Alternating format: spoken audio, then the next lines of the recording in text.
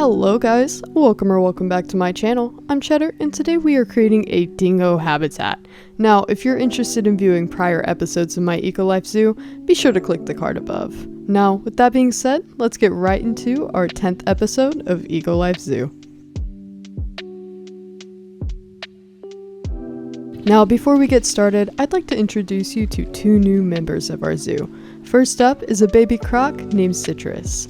Our second baby croc is Pip, who is a male croc.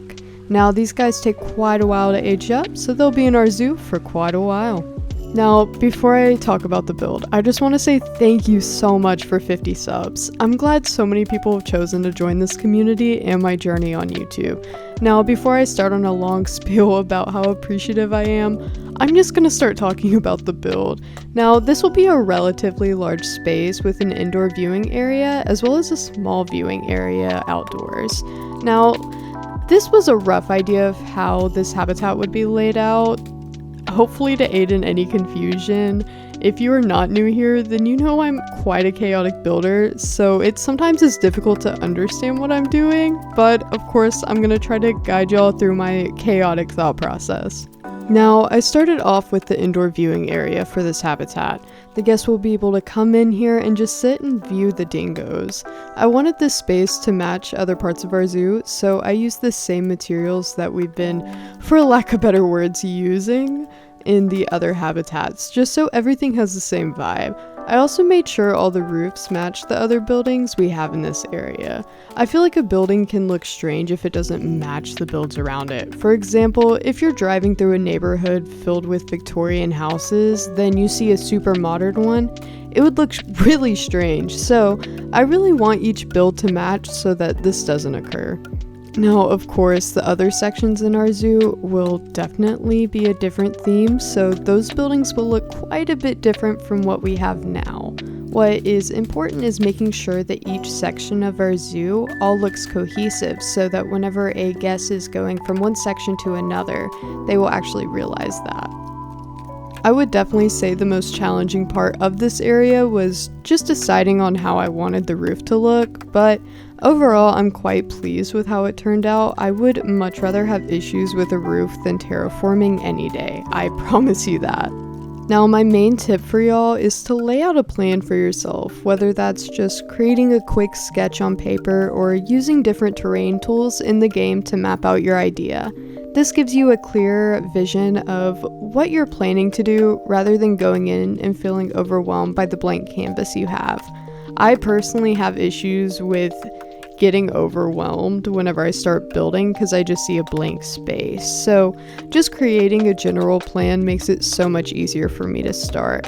Now, of course, you don't have to stick to that original plan you made if inspiration strikes, you know? Because it's your zoo. Do whatever you want, man. Now, after I had the base of our viewing area down, I moved on to making a large shelter for our dingoes. Our staff will be able to access this through the guest area. To the left of this habitat, well, I suppose the view from the right. Okay, whenever you're in front of the building, to the left, there will be a mini staff area close by like we have near the large exhibit building. I think that makes sense. Anyways, I'm gonna build that off camera because honestly, that's just boring to watch in my opinion. Anyway, so after I got the base of the building down, I placed down some flooring to give myself a greater idea of how this space would look. I also added in some one-way glass. The animals won't be able to see those who are viewing them, but the guests will be able to see the animals. When I first put them in, I faced the glass the wrong way, but I did fix it later on. So, it's not a problem anymore.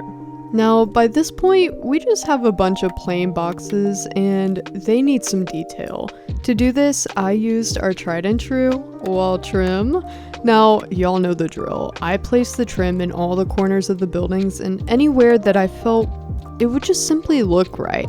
And sometimes you don't need a reason to place down a certain material other than it just feeling like the right option.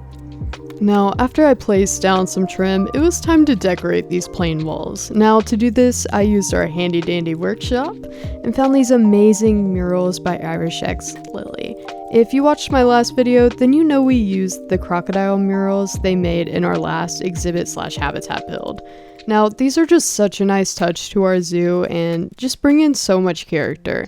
Now, if you're interested in downloading these or checking out their other work, be sure to check them out in the Steam Workshop. After I placed down 2 of these beautiful murals, I moved on to creating a dingo habitat sign that says, "The Dingo Domain, where the wild runs free." Now, shout out to ChatGPT for the habitat name. Don't tell my professors I use ChatGPT. They will hunt me down. Now, anyways, so from here I began working on adding in a few more murals. Then, to be completely honest, I got bored of decorating and just moved on to something new. I'm a very scattered builder in case you couldn't tell, so this jump should not surprise you at all. Now, as you'll soon see, I added in a custom barrier to our backstage area. This is the one we first used in the quokka habitat that I've just been using ever since. And before you call it lazy, I would just say it's innovative, okay? I'm not gonna spend 20 minutes trying to come up with a new design if I already have one, you know?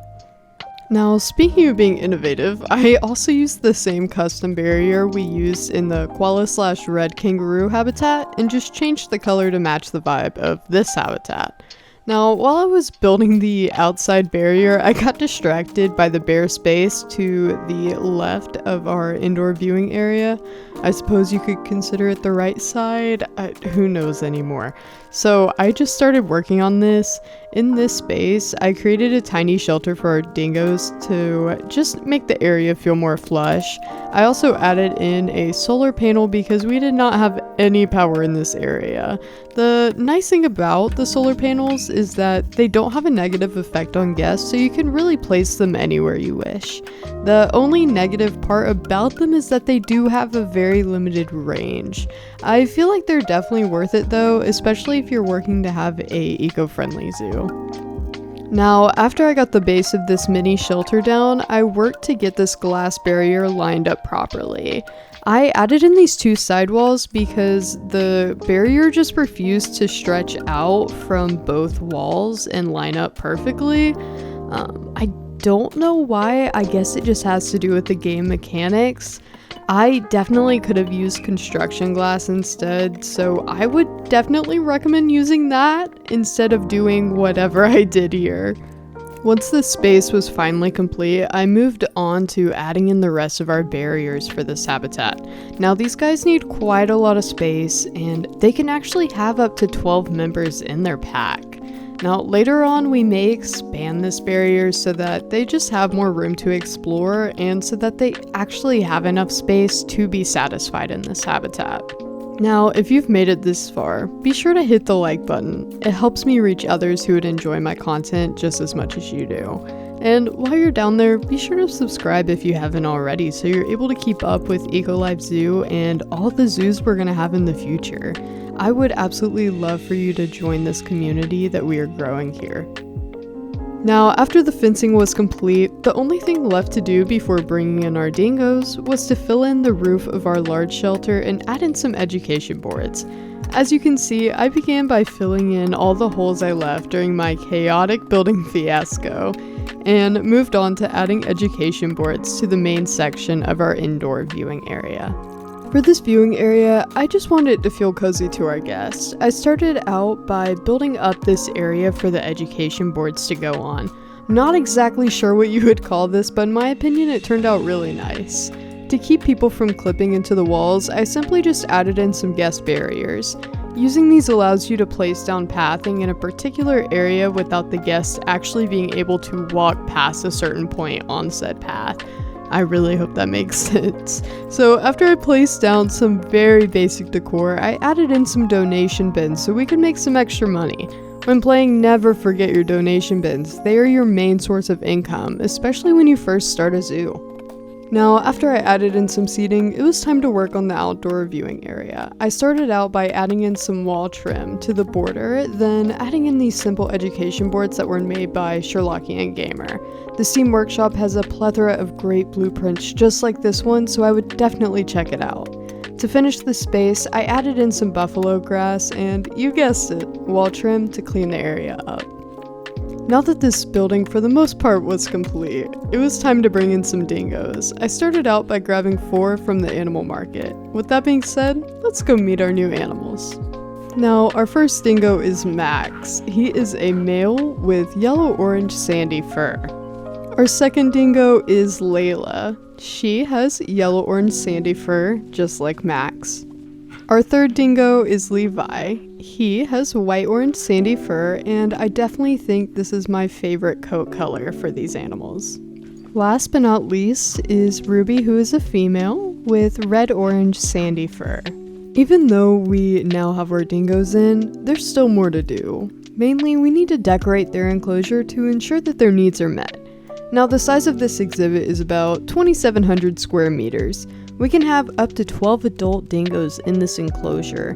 To have 12 in here, we only need about 2,200 square meters, so this enclosure should be big enough to house quite a lot of dingoes. These guys can have an unlimited amount of scenery, so I went absolutely crazy with foliage, and y'all will see that very soon. These guys live throughout Australia and are actually vulnerable. Not only are they seen as a pest to farmers, but they are also commonly bred with domestic dogs, which is causing the gene pool to be greatly affected. Now, in the past, it was believed that pure dingoes could only be a sandy color, but this just isn't the case. It was believed that dingoes that were white or black were a result of breeding with domestic dogs, but pure dingoes can actually have these unique coats naturally.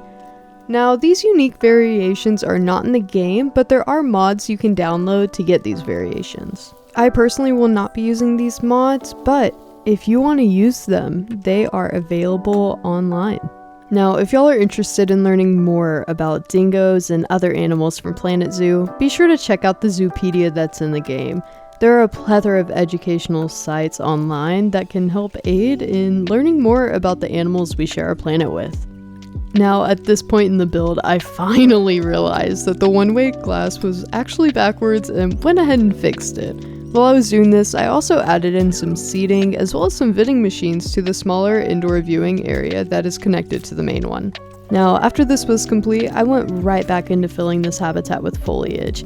At this point, I just don't want to do anything too crazy because our vet research is still not complete, and I just didn't want to make any drastic changes later on to the area once we unlock those items. My main goal was to fill in the area specifically surrounding the fence as well as around the viewing area.